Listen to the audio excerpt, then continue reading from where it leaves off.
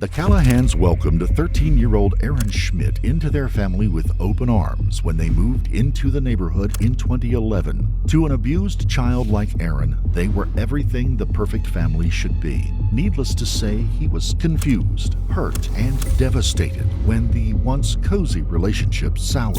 The Callahans all thought the minor disagreement would eventually blow over, but to their horror, Aaron took his frustrations out on his former sweetheart, 13-year-old Alana Callahan, and to their surprise, he never showed a shred of remorse for committing a baffling and horrific crime.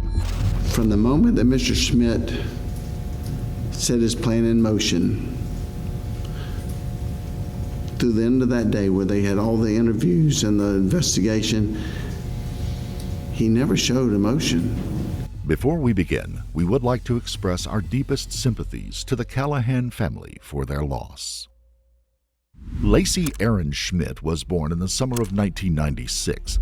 As hard as it is to hear, he and his 3 siblings were all products of non-consensual encounters between an adult father and an underage mother.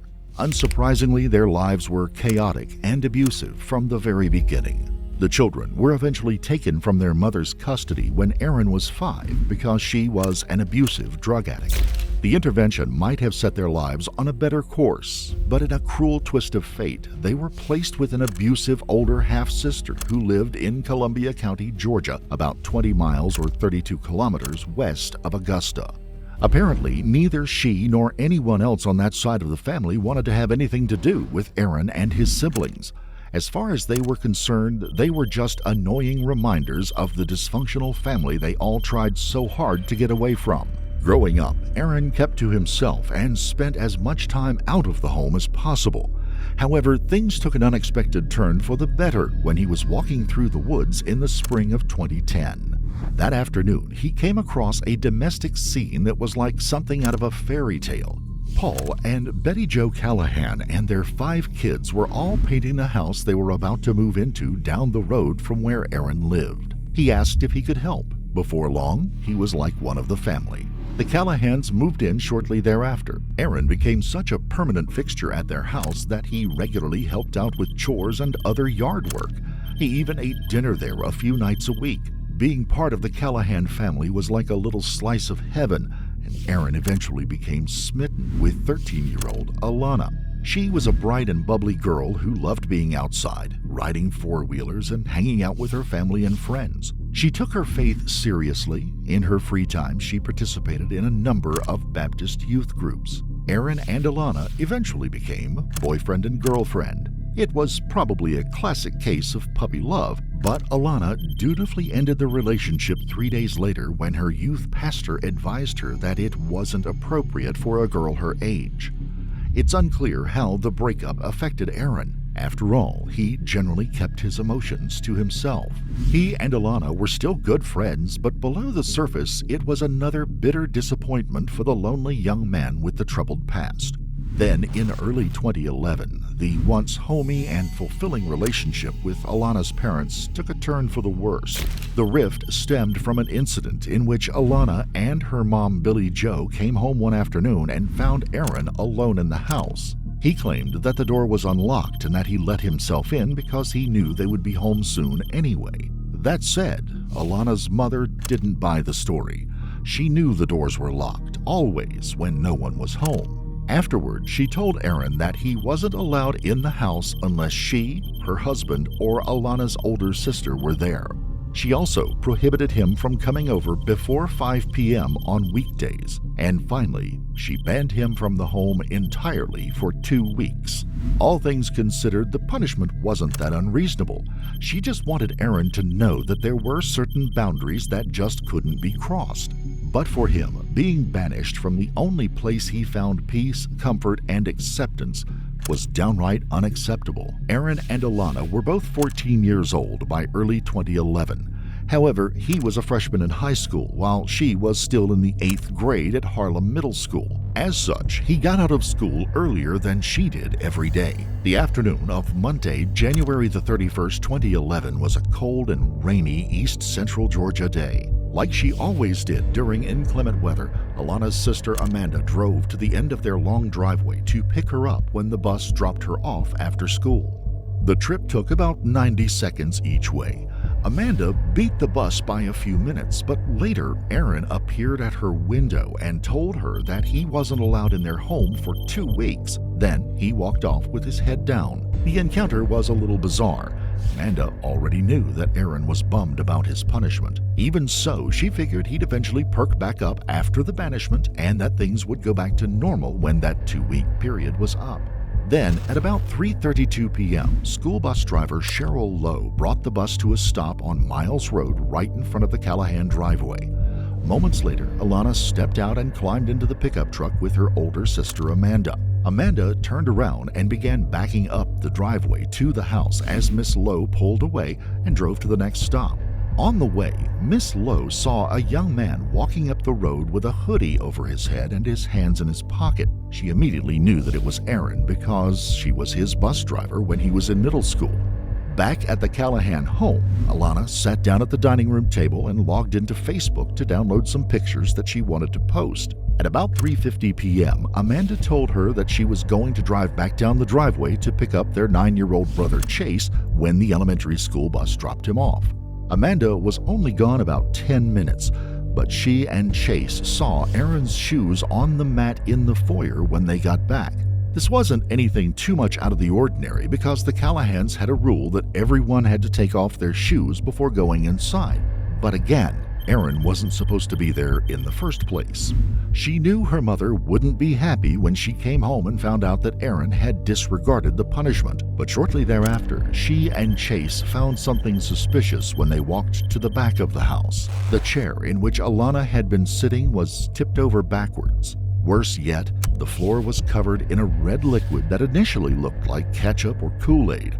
Amanda had no idea what had happened or where her sister was. She and Chase could not find her anywhere. Worse yet, she never answered when they called out her name. Then, Aaron burst through the door in a frantic state as Amanda was struggling to make sense of the odd and disturbing scene. He said someone took Alana and he didn't know what to do. Now, with an apparent home invasion and kidnapping on their hands, Amanda Callahan grabbed Chase and Aaron and rushed outside to look for her sister. Amanda told them to stay close by because, as far as she knew, the person who had abducted Alana might still be in the area. She and Chase began walking away from the back of the house, but Aaron veered off to the right, pointing his fingers towards the base of a tree. He then yelled out that he had found her. Amanda wasn't sure how he saw her from where he was standing, but when they got to Alana, she was unconscious, covered in blood, and had a gaping wound to the bottom of her face near her chin. According to Amanda, Aaron reached down and pulled a twig out of Alana's hair. Then he apparently became even more frantic and said the police were going to think that he killed her because his prints would be on her body. In hindsight, Aaron's behavior was definitely suspicious, but at the time, Amanda was entirely focused on getting Alana the help she so desperately needed. She attempted CPR, but Alana's mouth was so full of blood that she couldn't get oxygen into her lungs. Then she did the only thing left to do. She called 911. 20K 911, where's your emergency? Ma'am, you have to take a deep breath for me and tell me what happened. I went to get my little brother from the driveway. I come back, and there's red stuff all over my playground, and I found her in the woods. You found who in the woods? My sister. Okay. What happened to her? I don't know. She was on Facebook, and I'm in here looking, and she's like jumping around covered in blood. Did someone get in a fight with her? Tried to kill her. Are they there now? No, they like took off. Do you know what they look like? No, I don't know who it was. I got in the truck to come find her, and I found her like this. How old is she? 14. Is she talking to you? No. She's not talking to you? No, they're not even talking about blood. She's talking about blood.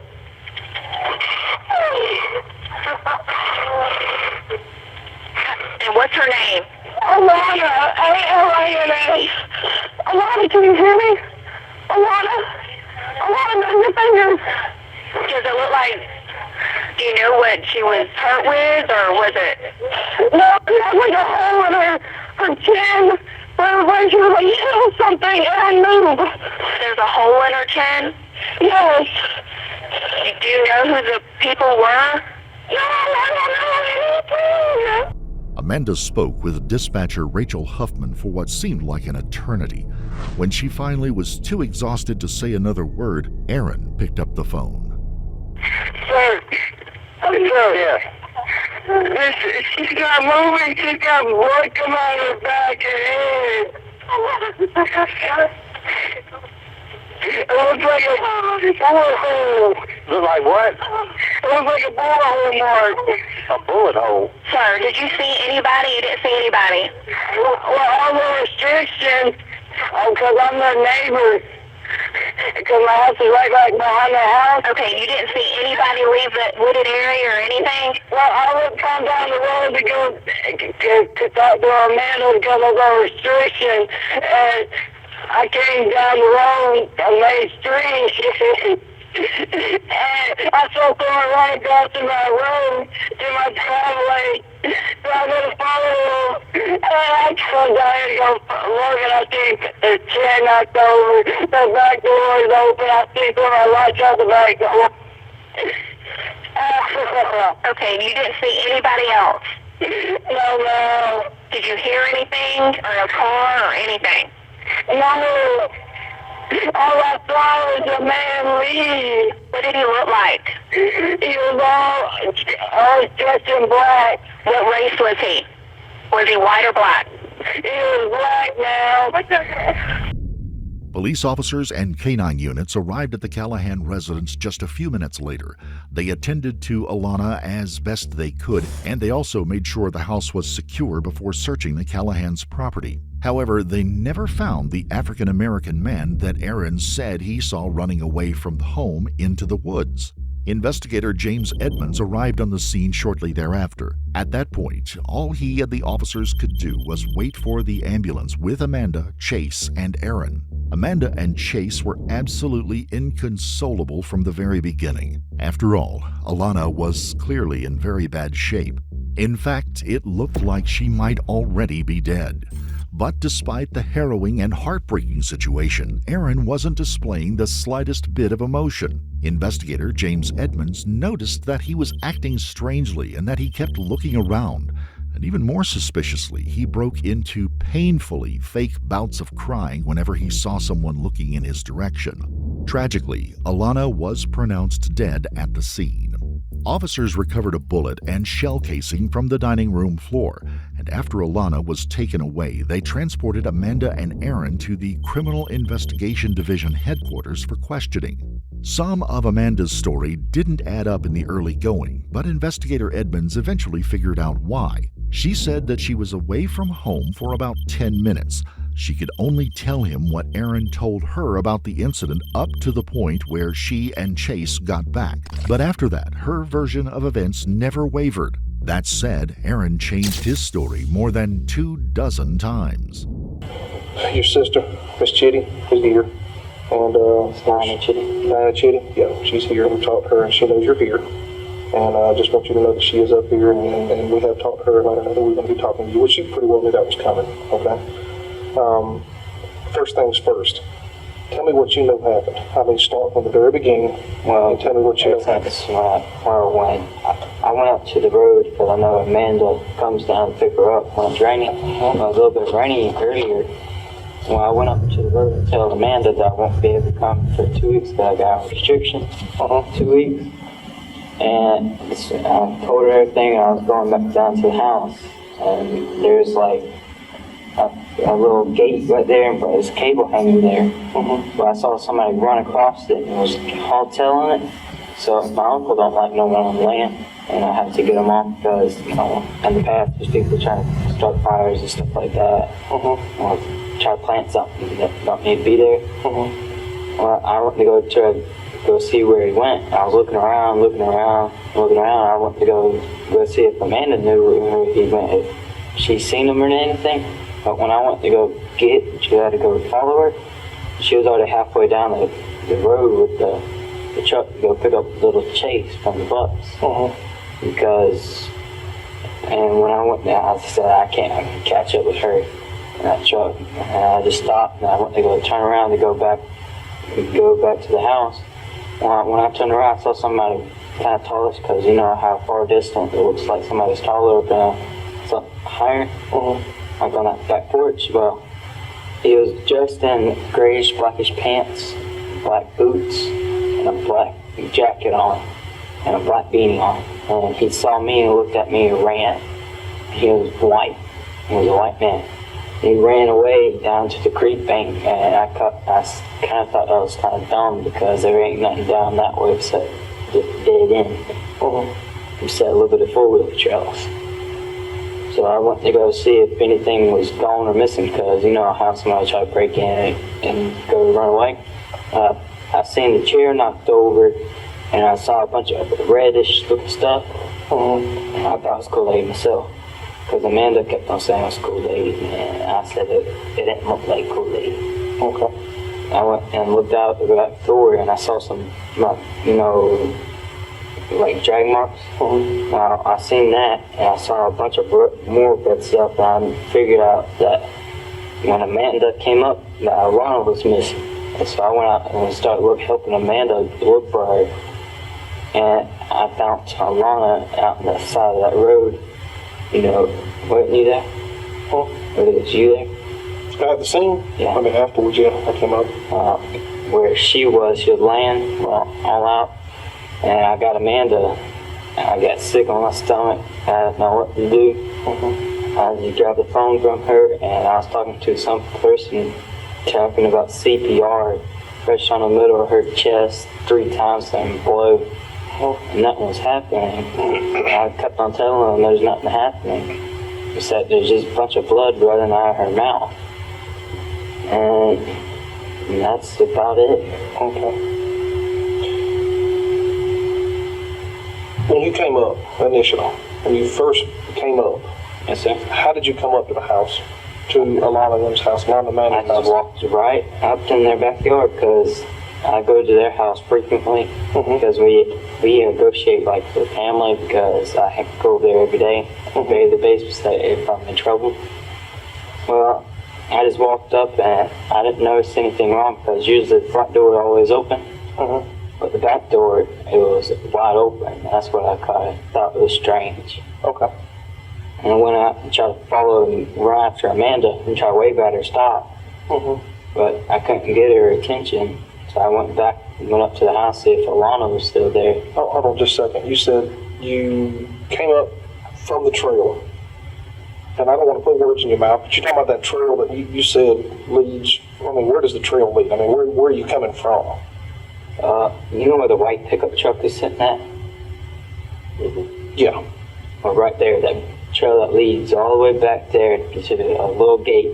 That leads in right in front of my house. That's why I seen that person running through there. Okay. So you were coming from your house.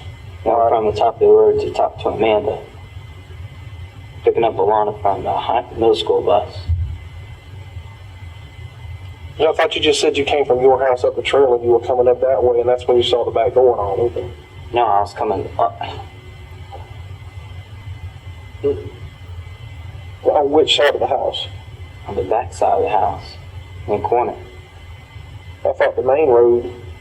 Yeah, in the you front see of the the front of house. the house, but when you keep on going down a little bit further, you can see part of the back of the sides, the back How door. far away from the house would you say that was? A good far ways, because all I seen was the black person, blackish. But I saw a white base. You saw a black person or a white person? I want to say black, but it's not, because he's all dressed in black. But you can see his face; he's white. And this is the same person who Jumped over the jumped cable. over the fence or the cable up towards your house, going down there that you followed. Yes, How sir. far in there did you follow? I lost his trails, and I started looking all the way around down there. You know, I'm going to try to say that you know where I live and everything, but it's not. You don't. Well, if you keep on going down there, I was looking around in that field area, see if he was hiding around in there, but I didn't see him. So So instead of just coming on up to the trail to the Callahan's house, what did you do? I was looking around to see if he went down to, there's a creek down, if he kept on going down that way. Aaron was arrested and taken into custody later that night. The following day, his guardian gave investigators permission to search their home. They immediately found an iPod, an MP3 player, and a digital camera that had been taken from the Callahan home. Based on the timeline they had already established, these items couldn't have been taken the day Alana was killed. This proved that Aaron had been in the Callahan home alone on more than one occasion. Investigators still didn't have the gun, but it was later found in the woods behind the Callahan home about 12 hours later. Unsurprisingly, ballistic test proved that it had fired the shot that killed Alana. Technicians also determined that it took nearly 13 pounds of pressure to depress the trigger and fire the weapon.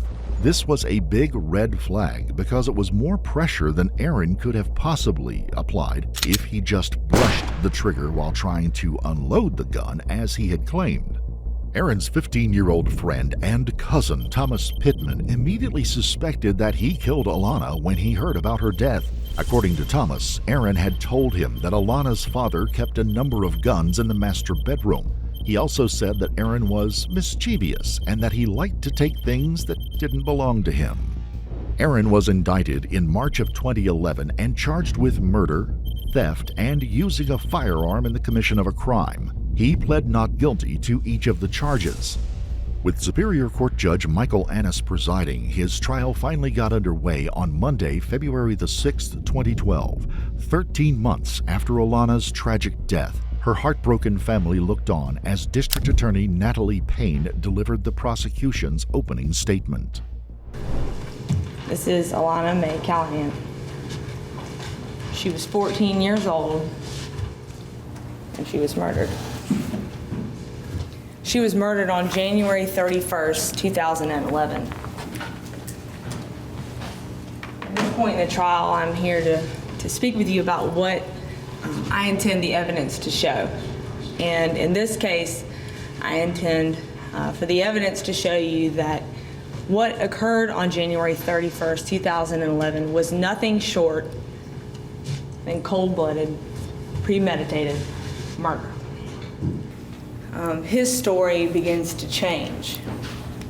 It changes about 27 times. At first, it's this man running through the woods that he sees, and he goes up to the Callahan home just to see if they've seen him. And then he changes the story again and says that it's actually a black man running through the woods. He can't decide what they're wearing, what color they are. He blames it on an individual up the road that he doesn't know the name of. It was this guy. He plays with automatic weapons all the time in his front yard.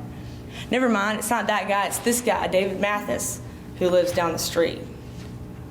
For about an hour and a half to 2 hours, he tells these investigators story after story after story. He's constantly changing his story to mold to the facts. The investigators at first are trying to figure out if he is just not recalling everything, if he's shaken up. They aren't sure why he's having such a disconnect, and then it becomes obvious because the truth never changes. You don't have a reason to make up a lie if the truth is better.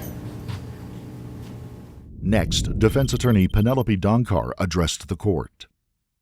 Ladies and gentlemen, this was a tragedy. This was a tragedy where a 14-year-old girl lost her life.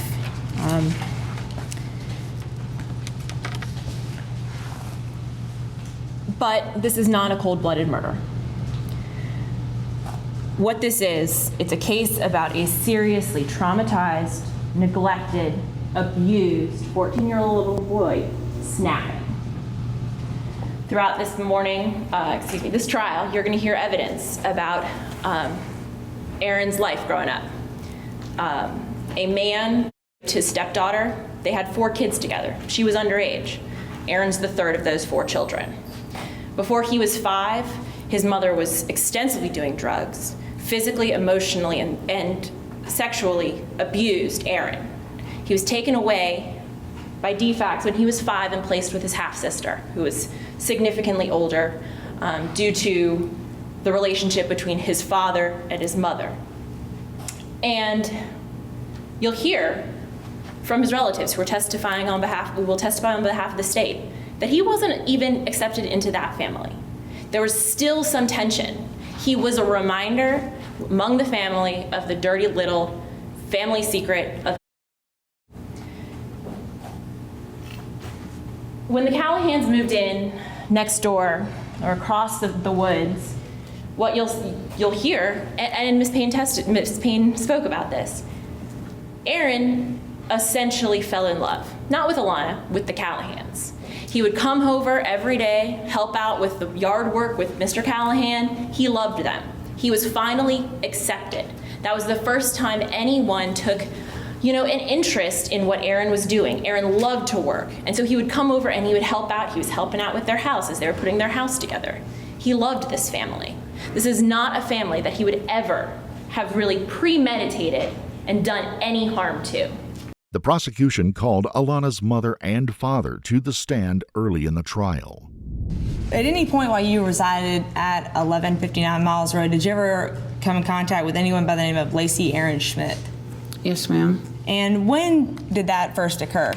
When we were painting the house, he come through the woods on a path to the house. Do you remember what month that would have been? It was like the first month that we had the house. Okay. So I guess in April. What was the relationship between your family and Lacey Aaron Schmidt? Aaron became friends with Alana and the boys, and at one point they had wanted to be girlfriend and boyfriend, but Alana had talked to her youth pastor and was told that she was too young. Okay, so when did they stop being boyfriend and girlfriend? Like 3 days after it happened. Okay, and so with this, do you know what year this was? 2010. Okay, and after they were no longer boyfriend and girlfriend, did he continue a relationship with your family? Yes, he came over every day.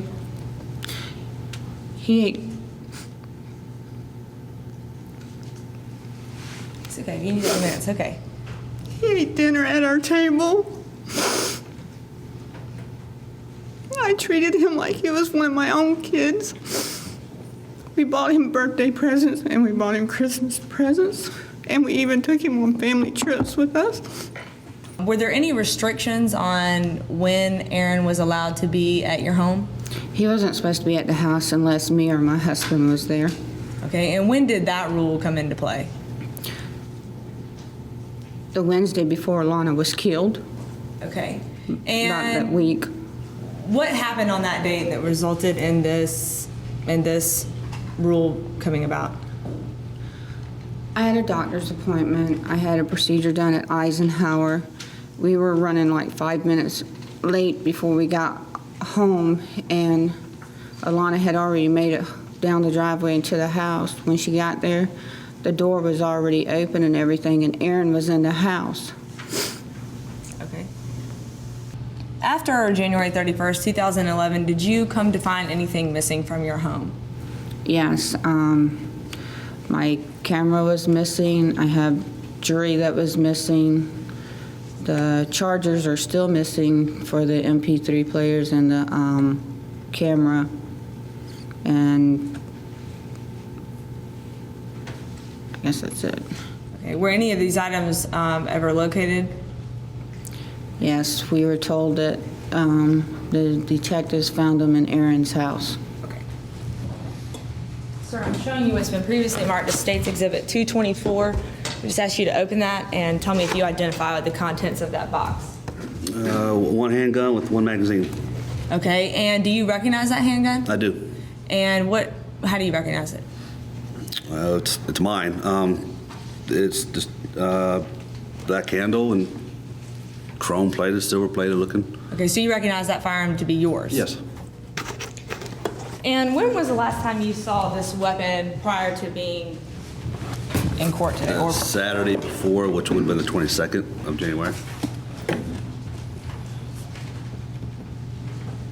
did you ever allow Aaron Schmidt to fire that weapon? When I fired, he was never there to fire it. Okay. Did you ever have the occasion to put the weapon up in his presence? No.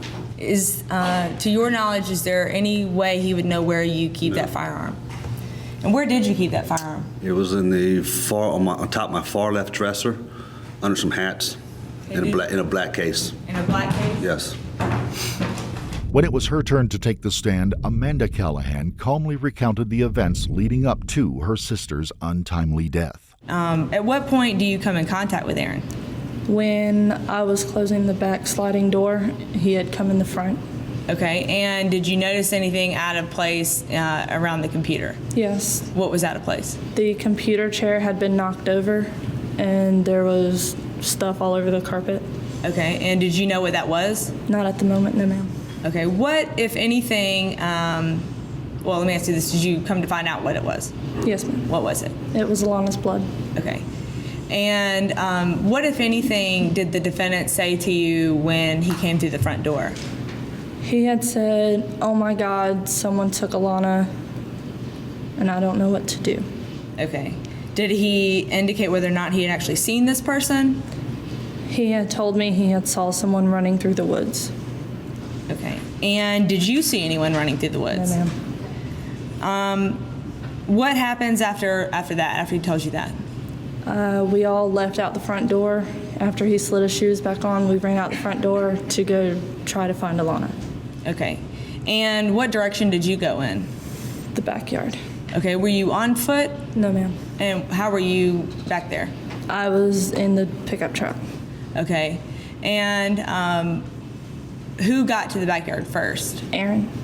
And once you come back around to the back of your home, which direction did he go in? He was off to the right in the woods. To the what direction? Off to the right.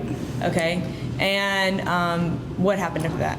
He had told me he saw Alana's body, and I had asked him where. He pointed into the direction which he saw her, and we all ran over to where she was. Okay. And at any point during the conversation that you have with Investigator Evans, do you have any thoughts in your mind that the defendant was actually responsible? No, ma'am. Okay. Did you think at that point that he was capable of doing something like that? No, ma'am. All right. Near the end of her testimony, Amanda made a statement that showed how close she and her family had once been to Aaron.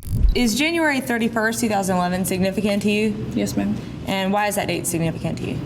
I lost my sister and a brother. Okay. Investigator James Edmonds' testimony was another integral part of the prosecution's case against Aaron. And what, if anything, did you observe upon your initial approach to the residence? When I first arrived, I spoke to Deputy Lloyd, who was coming up from the left side of the residence. I was out in front and to the left of the house talking to him. I observed Amanda Callahan. She was on the porch of the residence. She was on the cell phone at the time. She was very distraught, crying. I don't know who she was talking to on the phone at the time. Her little brother Chase was there with her. I observed Aaron Schmidt at the bottom of the stairs in front of the home. As I was talking to Deputy Lloyd, I was looking around, I was watching, and he was explaining to me who they were as well, that it was Amanda Callahan and the brother and Aaron. As I watched Aaron, while we were talking, he would start to cry, and then he would stop, and then he would look around. And then when he would see somebody, he would start crying again. He did this several times while I was standing there. Nobody knew how long the jury would be out when they were excused to deliberate on Thursday, February the 9th. But from the defense's standpoint, the longer they took, the better it was for them. Lengthy deliberations can indicate dissension among jurors, but in Aaron's case, they needed just 4 hours to reach a unanimous verdict. Yes, sir. Please rise.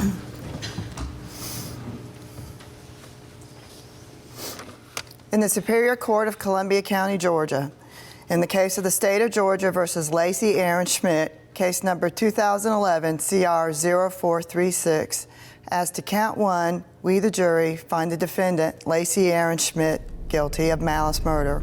True to form, Aaron didn't show any emotion when he found out he was going to spend the rest of his life in prison. Years later, new attorneys hired on Aaron's behalf petitioned the court for a new trial on the grounds that his former attorney, Miss Donkar, failed to provide an effective defense. Nonetheless, Judge Ennis ultimately denied the request. As it stands now, Aaron will probably die in the Macon State Prison, where he is currently incarcerated.